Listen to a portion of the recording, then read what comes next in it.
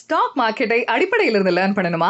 Chart trading, support and resistance, entry, stop loss, target என அனைத்தையும் பிராக்டிக்கலாக ஒன் டே லைவ் ஒர்க் ஷாப்பில் லேர்ன் பண்ணுங்க.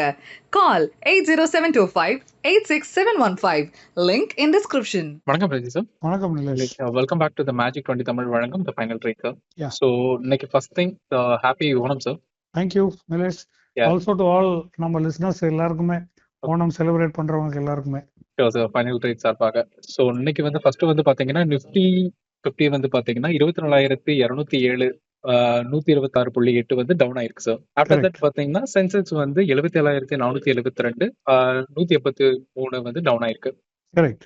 Yes sir. So after that இன்னைக்கு ஃபர்ஸ்ட் திங் பாத்தீங்கன்னா ஒரு மேஜரான கான்செப்ட் வந்து ஆனியன் கிரைசிஸ் பத்தி தான். ஸோ காந்தா எக்ஸ்பிரஸ் அதை பத்தி உங்களோட ஒப்பீனியன் என்ன சார்? ஏன்னா ஒரு மேஜர் 5 சிட்டிஸ்க்கு வந்து காந்தா எக்ஸ்பிரஸ்ல வந்து இன்னைக்கு ஆனியனோட இது செட் பண்ணியிருக்காங்க.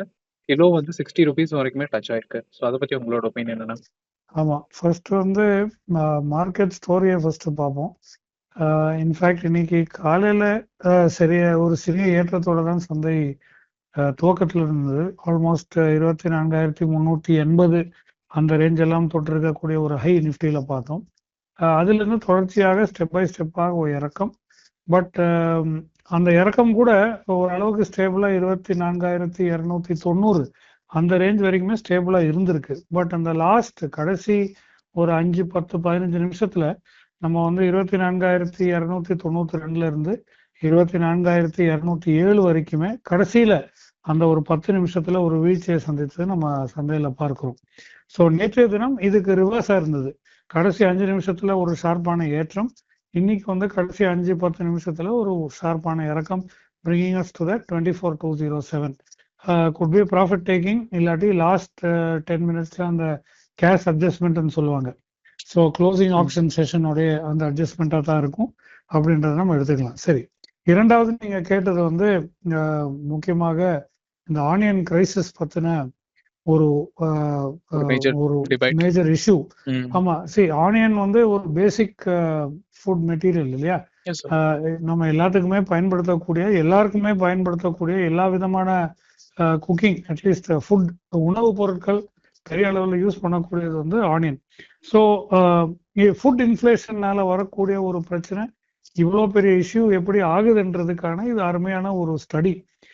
ரீட்டைல் பிரைஸ், அதாவது ordinary retail price of onion பார்த்தீங்கன்னா ஆல்மோஸ்ட் 59% வந்து ஏற்றத்தை சந்தித்திருக்கிறது. அதே போல ஹோல்சேல் பிரைஸ், அதே சமயத்தில் ஹோல்சேல் பிரைஸ் வந்து ஆல்மோஸ்ட் 68% ஏற்றம்.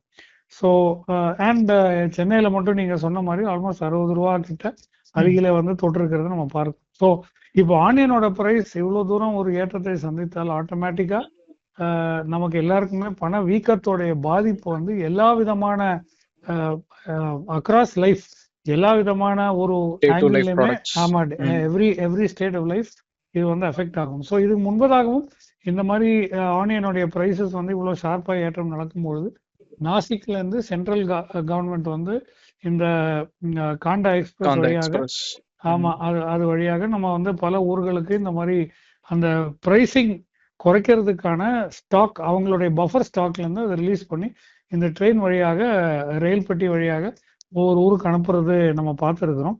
ஸோ இப்போ வந்து நாசிக், அதாவது நாசிக்ல தான் இந்த ஆனியன்ஸ் வந்து ஹையஸ்ட் லெவல், ஆமா, ஹப் இருக்கு. அவங்களுடைய அரசாங்கத்தோடைய ஸ்டோரேஜுமே அங்கதான் இருக்கு. ஸோ அங்கிருந்து ஆல்மோஸ்ட் 800 tons, அதாவது ஃபர்ஸ்ட் ரேக் ஆஃப் 800 tons வந்து ட்ரெயின் வழியாக அந்த பஃபர் ஸ்டாக்ல 35 ரூபா ஒரு கிலோ அப்படின்ற ஒரு விலையை வைத்து சென்ட்ரல் கவர்மெண்ட் வந்து அது வெளியிட்டிருக்காங்க, சேல் பண்ணியிருக்காங்க, which I think will help cool down the price of food inflation. So இப்போதைக்கு இதுக்கு எவ்வளோ ஸ்டாக் இருக்குன்றதை நம்ம அடுத்த கேள்வியாக கேட்கணும், which is automatically at about 1.21 lakh tons. So ஆனியனோட ஸ்டாக் வந்து இப்போ சென்ட்ரல் கவர்மெண்ட் கிட்ட இருக்கிறது வந்து 1,21,000 1.21 lakh tons அப்படின்றத நம்ம இருக்கு. ஸோ இந்த எஃபர்ட் வந்து மெயின்லி ஒரு கன்சியூமர் இன்ஃப்ளேஷன் மேனேஜ் பண்ணக்கூடிய ஒரு எக்ஸசைஸ் தான். முக்கியமா இந்த வெதர்னால வரக்கூடிய பிரச்சனைகள், ஸ்டோரேஜ் லாஸ்ல எல்லாமே கொஞ்சம் போகக்கூடிய ஒரு பிரச்சனை, இதெல்லாம் தாண்டி இது எவ்வளவு தூரத்துக்கு இது ஹை பிரைசஸ் இருக்கும், அதே சமயத்துல இந்த காண்டா எக்ஸ்பிரஸ் வழியாக எவ்வளவு தூரம் குறையும் என்பதையும் பொறுத்திருந்து பார்க்க வேண்டும். But this is definitely an alarming trend. கொஞ்சம் கவனிக்க வேண்டிய ஒரு ஒரு ட்ரெண்டாக இருக்கிறது நிலேஷ். Sure sir. ஸோ இந்த பிரைஸ் ஹைக்கோட மேஜர் இம்பாக்ட் வந்து ஃபியூலோட ஹை காஸ்டா இல்லாட்டா அந்த சுகரோட இம்பாக்டா? ஸோ அதோட எக்ஸாக்ட் ரீசன் என்ன? இல்ல இது ரீசன் வந்து மல்டிபிள் ஃபேக்டர்ஸ் இருக்குல்ல. It could be a weather related issue. It also could be not necessarily about sugar, but I think it's more about weather. Harvest and produce வந்து குறைந்திருந்தால் இந்த மாதிரி supply வந்து சந்தையில லைவ் ஸ்டாக் வந்து இமீடியட்டா வரக்கூடிய அந்த ஒரு சேலஞ்ச் வந்து சந்தையில இருக்கும்.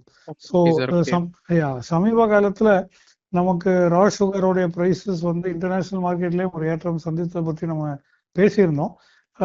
அதே போலதான் இதுமே. So sometimes production is dampened because of weather reasons. அது எல் நினோவா இருக்கலாம். ஸோ அது வந்து கேட்கணும்னு நினைச்சேன். El Nino is a major reason. It could be one of the main reasons, yes. Show sir, sure. So next வந்து பாத்தீங்கன்னா நம்மளோட ஷோல நம்ம மல்டிபிள் டைம்ஸ் பேசின ஹிந்துஸ்தான் காப்பர். ஸோ அதோட ஸ்டாக்ஸ் வந்து லாங் டைமுக்கு வந்து அதை ஹோல்ட் பண்றதுக்கு ரைட் டைமா சார் இது? இட்ஸ் லைக் அதோட பிரைஸ் பாத்தீங்கன்னா அரௌண்ட் 560 rupeesல இருக்கு. ஸோ அதை பத்தி உங்களோட ஒப்பீனியன் என்ன?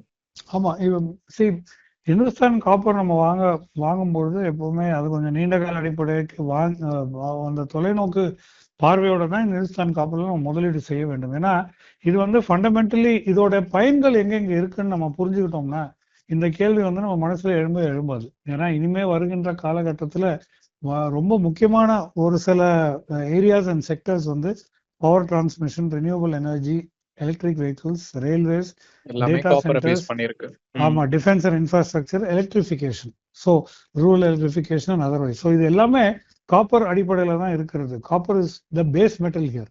ஸோ அப்படி இருக்கும்போது these are the growing areas and this is where copper is one be used. So எப்படியுமே அடுத்த ஒரு 10-20 வருஷ காலத்துக்கு வந்து காப்பர் நமக்கு கண்டினியூஸா தேவை இருந்து கொண்டே இருக்கும் என்பது எந்த விதமான ஒரு டவுட் வந்து கிடையாது. So 100% it is a long term hold. ஆனா இந்த விலையில வந்து அந்த வாலட்டிலிட்டி இருக்கக்கூடும் என்பதையும் நம்ம புரிந்து கொள்ள வேண்டும். ஏன்னா ட்ரெண்ட்ஸ் அண்ட் டிமாண்ட் சப்ளை வந்து மாறிக்கொண்டே இருக்கும். அதே சமயத்துல டாரிஃப் போல பிரச்சனைகள் இந்த காப்பர் பிரைசிங் வந்து ஏற்றம் இறக்கம் எல்லாத்தையும் தரக்கூடிய ஒரு பிரச்சனைக்குள்ளாக நம்மளை கொண்டு செலுத்தும். ஸோ வாலட்டிலிட்டி இருக்கும், but definitely a stock for the longer term. சரி, இப்போ சந்தையில வந்து நமக்கு இந்தியன் மார்க்கெட்டுக்குள்ள நம்ம ஸ்டாக் மார்க்கெட்டுக்குள்ள பார்க்கும்பொழுது முக்கியமா கவர்மெண்ட் ஆஃப் இந்தியா வந்து ஒரு OFS, அதாவது ஆஃபர் ஃபார் சேல் நடத்தி வருகிறதை நம்ம பார்க்கிறோம். அவங்க கையில இருக்கக்கூடிய ஒரு 6% ஹோல்டிங் வந்து 514 ரூபாய்க்கு, ஃப்ளோர் பிரைஸ் வந்து 514 ரூபாய்க்கு வந்து அவங்க வெளியே பங்கு சந்தைக்கு ஓபன் மார்க்கெட்ல ரிலீஸ் பண்ணக்கூடியதாக நம்ம பார்க்கிறோம். ஸோ ஆட்டோமேட்டிக்லி அந்த பிரைஸ் மூவ்மெண்ட் வந்து டெஃபினட்டாக வாலட்டிலிட்டி இருக்கும். இந்த 6%ல பார்த்தீங்கன்னா ஆல்மோஸ்ட் இன்ஸ்டிடியூஷனல் பிட்டிங் வந்து is already 3.4 times over subscribe. So அவ்வளோ டிமாண்ட் வந்து இன்ஸ்டிடியூஷன் சைட்ல இருந்து இருக்கு. அப்போ நீங்க யோசிக்க வேண்டிய அந்த முதல்ல கேட்டீங்களா கேள்வி, நம்ம வந்து இது லாங் டேர்முக்கு ஹோல்ட் பண்ணலாமா அப்படின்னு. இன்ஸ்டிடியூஷன்ஸ் வந்து இவ்வளோ தூரம் ஓவர் சப்ஸ்கிரைப் பண்ணி OFS வாயிலாக இந்துஸ்தான் காப்பர் சேர்த்து சப்ஸ்கிரைப் பண்ணும்பொழுது டெஃபினட்டாக அவங்களுக்கு வந்து ஒரு லாங் டேர்ம் வியூ இல்லாம இது போய் OFSல வந்து சப்ஸ்கிரைப் பண்ண மாட்டார்கள். ஸோ அப்படி இருக்கும்பொழுது I think it is a already answered question that you should hold it for long term. Volatility இருக்கும். And மூன்றாவது எக்ஸ்பான்ஷன் பிளான்ஸ் கூட இந்துஸ்தான் காப்பருக்கு இருக்கு. அண்ட் ஆபரேட்டிங் பெர்ஃபார்மன்ஸ் அவங்க Q1 ரிசல்ட்ஸ் பார்த்தாலுமே மிகவும் ஸ்ட்ராங்கான ரிசல்ட்ஸ் கொடுத்துருக்காங்க. ஸோ 100% லாங் டேர்ம் பிளேக்கான ஹோல்டு வந்து இந்த ஸ்டாக்ல இருக்க வேண்டியதுதான் அப்படின்றத உறுதியாக சொல்ல முடியும். ஸோ தட் மீன்ஸ் செமிகண்டக்டர்ஸோட ரூலிங் தான் இனி ஃபியூச்சரா இருக்கும். ஸோ அதனால ஹிந்துஸ்தான் காப்பரோட holding is a right decision. Sure sir, sure. So upcoming பார்த்தீங்கன்னா நம்ம ஜி என்டர்டைன்மெண்ட், ஸோ என்டர்டைன்மெண்ட் ஓரியன்டா வரும்போது அதோட ஷேர் வந்து 1% வந்து இன்க்ரீஸ் ஆயிருக்கு. ஸோ இதை பத்தி உங்களோட ஒப்பீனியன் என்ன? ஜி வந்து actually is a highly risky trade. என்ன கேட்டீங்கன்னா it's actually very risky trade. It's high risk turn around story. ஏன்னா எப்பவுமே ஒரு சேலஞ்ச் இருக்கக்கூடியது. ப்ரமோட்டர் இருக்கிறாங்க, ப்ரமோட்டர் போயிட்டாங்க, ப்ரமோட்டர் விற்றாங்க, ப்ரமோட்டர் மறுபடியும் சாட் மூலமாக அப்பீல் பண்ணி திருப்பி உள்ள வந்ததாக. ஸோ இந்த மாதிரி constantly it is in a kind of flux அப்படின்றத நம்ம பார்க்க முடியுது. ஸோ இப்போ வந்து இது ஏன் இந்த ப்ரைஸ் மூவ்மெண்ட் வந்து நடந்திருக்கு அப்படின்னா முக்கியமாக வாரண்ட் ரிலேட்டட் டெவலப்மெண்ட்ஸ் அப்படின்றத ரொம்ப இம்பார்ட்டன்ட் ஃபேக்டராக இருக்கிறது. அதாவது ஜி வந்து செக்யூரிட்டிஸ் அண்ட் அப்பெலேட் ட்ரைபியூனல், அதாவது SAT, செபி கீழே வரக்கூடிய அந்த SAT அவங்க கிட்ட போய் 1 day எக்ஸ்டென்ஷன், அதாவது ஒரு நாளைக்கு நீட்டி வைக்க வேண்டும் அப்படின்றத அவங்களோட ப்ரமோட்டர் குரூப்புக்கு அந்த வாரண்ட் சப்ஸ்கிரிப்ஷனை கம்ப்ளீட் பண்றதுக்கான கூடுதல் கால அவகாசம் கேட்டிருக்கிறது என்பதையும் முக்கியமான ஒரு காரணமாக இருக்கிறது. So 1 day extension. அவங்களுடைய ப்ரமோட்டர் கம்பெனி வந்து சன்பிரைட் மொரீஷியஸ் இன்வெஸ்ட்மெண்ட்ஸ் என்றுதான் ஜி என்டர்டெயின்மெண்டோடைய ப்ரமோட்டர். ஸோ அவங்களுக்கு வந்து ஒரு நாள் எக்ஸ்டென்ஷன் வந்து சாட் மூலமாக கேட்டிருக்காங்க. ஸோ தட் அந்த 75 கோடி சப்ஸ்கிரிப்ஷன் வந்து டிலேட் இன் டிரான்சிட் அப்படின்னு சொல்லி, அதாவது கொண்டு வந்து சேர்க்கும் அந்த ஒரு டிலே, அது could be travel, could be courier related, could be whatever, but logistical delay, but whatever it is, அந்த டிலேனால they were not able to meet the deadline set up by SAT. So அது 1 day extension கேட்டிருக்காங்க. So அந்த 75 crore warrant complete பண்றதுக்கான extension SEBI கொடுத்துருக்கிறது இது. And promoter entity அந்த warrants வந்து அந்த நம்ம இந்த ஃபண்டிங் ஆர் வாரண்ட்ஸ் நம்ம பேசியிருந்தோம் இல்லையா, அது வந்து 20.94 crore கன்வெர்டபிள் வாரண்ட்ஸ் வந்து இஷ்யூ ஆயிருக்கு என்பதையும் ஒரு செய்தி. ஸோ அப்படி இருக்கும்போது ப்ரமோட்டர் ஸ்ட்ரென்த் வந்து கொஞ்சம் ஸ்ட்ராங்கர் ஆகுது. சாட் கிட்ட இருந்து கிடைத்த அந்த கால அவகாசமும் இவங்களுக்கு ஃபேவரபிளா இருக்கு. அது மட்டுமே இதுக்கு காரணமாக இருக்கிறதாக நான் புரிந்து கொள்வது அப்படின்றது நான் சொல்ல விருப்பப்படுறேன். எகெயின் நான் வலியுறுத்துறது என்னன்னா, இது துவக்கத்துல சொன்ன மாதிரி இது கொஞ்சம் ஹை ரிஸ்கி ட்ரேட், கேர்ஃபுல்லாக கையாள வேண்டிய ஒரு ஸ்டாக். நிலேஷ். Sure sir. அப்போ யோசிச்சு தான் இன்வெஸ்ட் பண்ணணும்னு சொல்றீங்க, கரெக்டா? Yeah, correct. Sure sir, sure. So after that பார்த்தீங்கன்னா குளோபல் மார்க்கெட்ல இன்னைக்கு வந்து gold and crude oil, so அதோட டேட்டா என்ன சார்? ஸ்பாட் கோல்டு, அதாவது சந்தையில வந்து கோல்டு வந்து தங்கத்துடைய விலை வந்து $4,670 ஒரு அவுன்ஸ் எல்லாம் காலையில இருந்தது. பட் இப்போ நீங்க பாத்தீங்கன்னா ஆல்மோஸ்ட் ஒரு 1% கிட்ட ஒரு இறக்கத்தை சந்தித்து $4,117 ஒரு அவுன்ஸ் அப்படின்ற லெவலுக்கு ட்ரேட் ஆகி வர்றது நம்ம பார்க்கிறோம். ஒரு 3 மாத ஹை, அதாவது 3 மாதத்துல இருக்கக்கூடிய உயர்ந்த அந்த இலக்கை தொட்டு தான் இந்த ஒரு இறக்கம் சந்தித்திருக்கிறது. Could be a little bit of profit taking plus அந்த ஈஸிங் ஆஃப் யூஎஸ் பாண்ட் டீல்ஸ்ன்றது ஒரு முக்கிய காரணியாக இருக்கிறது. இரண்டாவது வந்து அஃப்கோர்ஸ் சில்வர் கண்டினியூட்டிங் ட்ரேட் அந்த 68 to 70 per ounce, $70 per ounce level. But முக்கியமான ஒரு ஃபேவரபிள் இறக்கம் என்பது கச்சா எண்ணெயில தான் நடந்திருக்கிறது. ஃபார் இன்ஸ்டன்ஸ் பிரெண்ட் க்ரூட் வந்து ஆல்மோஸ்ட் $86 ஒரு பீபாக் என்ற லெவலுக்கு ஒரு இறக்கம் சந்தித்ததாகவும் நம்ம பார்க்கிறோம். அதே போல WTI க்ரூட் வந்து ஒரு 83 அந்த ரேஞ்சுக்கெல்லாம் ஒரு இறக்கத்தை சந்தித்தது. முக்கியமாக ஸ்ட்ரெய்ட் ஆஃப் ஹோர்மூஸ் மறுபடியும் ஈரான் ஒமான் பேச்சுவார்த்தை நடத்தி இந்த ஸ்ட்ரெய்ட் ஆஃப் ஹோர்மூஸ் வாயிலாக இந்த கப்பல்கள் கச்சா எண்ணெய் எடுத்து செல்லும் அந்த கப்பல்கள் பீஸ்ஃபுல்லாக அந்த வழியாக செல்லக்கூடிய ஒரு பாசிபிலிட்டி கண்ணுக்கு தெரிகிற தூரத்துல இருக்கு அப்படின்ற ஒரு பாசிபிலிட்டி முதலீட்டாளருக்கு தெரிஞ்சதுனால தான் இந்த கச்சா எண்ணெயோடைய விலை வீழ்ச்சி இவ்வளவு ஷார்ப்பா நம்ம பார்க்க இருக்கிறோம். But overall I think that is moving along favourable line. So hopefully crude oil trends கச்சா எண்ணெயோடைய விலை வந்து கொஞ்சம் கண்ட்ரோல்டா இருக்க வாய்ப்புகள்.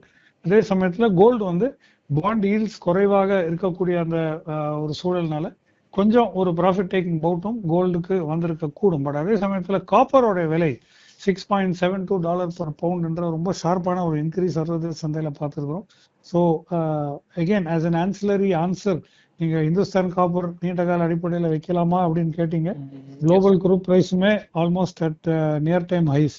$6.7 per poundன்றது is near time high. So definitely இது எல்லாமே pointing towards the answer that we already gave. So I think global மார்க்கெட்ஸ்ல இதுதான் தற்போதைய நிலைமைக்கு இந்த பண்டங்களுடைய சூழ்நிலை அப்படின்றது நம்ம புரிந்து கொள்ள முடியும். ஹோல் டேட்டாவும் அந்த ஸ்ட்ரைட் ஆஃப் ஹார்மோஸோட பேஸ் பண்ணி தான் இருக்கு, கரெக்ட்டா சார்? S S. ஆனா ஒரு நாள் அதை பத்தி ஒரு டேட்டா வந்து பாசிட்டிவா இருக்கு, இன்னொரு நாள் அது நெகட்டிவா இருக்கு. ட்ரம்போட கேம் அது ரொம்ப டிஃபிகல்ட்டியான ஒரு கேமா இருக்கு. இல்ல அவர் இப்போ வந்து அங்க பெரிய அளவுல அட்டாக் எதுவும் பண்ண போறது இல்லை, எக்கனாமிக் சாங்ஷன்ஸ் தான். ஆல்ரெடி அதோட சாம்பிள் வந்து நேற்றைய தினம் கனடாக்கு எதிராக 50% டாரிஃபை போட்டதை நம்ம பார்த்தோம். அதே போல அதை ரிட்டாலியேட் பண்ற விதத்துல கனடாவும் ரியாக்ட் பண்ணியிருக்காங்க. 15%, 25%, 40% எல்லாம் டாரிஃபை போட்டு யூஎஸ்ல இருந்து இம்போர்ட் பண்ணக்கூடிய ப்ராடக்ட்ஸுக்கு அவங்களும் போட்டிருக்காங்க. ஸோ ஆல்மோஸ்ட் ஒரு $5 billion worth ஆஃப் ட்ரேட் ப்ராடக்ட்ஸுக்கு வந்து இந்த சாங்ஷன்ஸ் இரண்டு தரப்பினருமே போட்டிருக்காங்க. So they're also retaliating with equal strength அப்படின்றது நம்ம புரிந்து கொள்ள முடியும். So it is more an economic related crisis and war that is at play. So more then the physical state of Hormuz, but I think more of the economic sanctions that are likely to come about. Okay sir. ரெண்டு United ஸ்டேட்ஸ்மே இந்த மாதிரி பண்றதுனால நமக்கு அது மற்ற நாடுகள் அது எவ்வளவு தூரம் அது அஃபெக்ட் பண்ணும்? ஆமா, அது பெரிய சொல்லியிருக்காங்க. இன்ஃபேக்ட் நமக்குமே இன்றைய காலையில வந்து பாத்தீங்கன்னா, நேற்று நள்ளிரவுலே அந்த வெளியிட்ட செய்தி பாத்தீங்கன்னா, 4 இந்திய நிறுவனங்கள், அதே சமயத்துல 3 இந்தியன் இண்டிவிஜுவல்ஸ், இவங்களுக்கு எதிராக சாங்ஷன்ஸ் வந்து யுஎஸ் தடை விதித்திருக்காங்க ட்ரேடுக்கு. பிரைமர்லி பிகாஸ் இவங்க வந்து ஈரான் கூட ஒரு $119 பில்லியன் ட்ரேட் வந்து இவங்க வாயிலாக ரீசெண்ட் டைம்ல நடந்திருக்கு அப்படின்றது. ஹவவர் இது நிறுவனங்களுடைய ட்ரேட் வந்து 24-25 வருடம் நடந்த டிரான்சாக்ஷன்ஸ். எனவே பெரிய அளவுல பாதிப்பு இல்லைனாலுமே but they are going hammer and tongs. உலகத்தில் இருக்க எல்லா நாடுகளுக்கும் அகேன்ஸ்டாகவுமே இந்த மாதிரி சாங்ஷன்ஸ், ஈரான் கூட நம்ம ட்ரேட் வர்த்தகம் நடத்தினால் சாங்ஷன்ஸ் வரும் என்றதை அவர் சொல்லி அதை வந்து செயல்படுத்தியும் செஞ்சிருக்கிறார் என்பது நேற்றைய தினத்தோட அந்த செயல்பாட்டிலிருந்து நமக்கு புரியுது. ஸோ இந்தியாவுக்குமே not just economic sanctions because of trade, Iran கூட வர்த்தகத்தின் அந்த ஒரு ரிலேஷன்ஷிப்னாலுமே நமக்கு வந்து ட்ரேட் சாங்ஷன்ஸ் வரக்கூடிய பாசிபிலிட்டி இருக்கிறது என்பதையும் அது நிரூபணமாக நேற்றைய தினம் அந்த அப்ளை பண்ணிருக்கூடிய சாங்ஷன்ஸ் மூலமாக நமக்கு தெரிய வரவும் செய்கிறது. Nilesh, sure sir. ஸோ நிறைய விஷயங்கள் இன்னைக்கு ஷேர் பண்ணிட்டீங்க, குளோபலி அண்ட் டொமஸ்டிக்கா. So thanks for your valuable words. So நாளைக்கு இந்த மாதிரி ஒரு ஈவெண்ட்ல சந்திக்கலாம் சார். Thank you sir. தேங்க்யூ.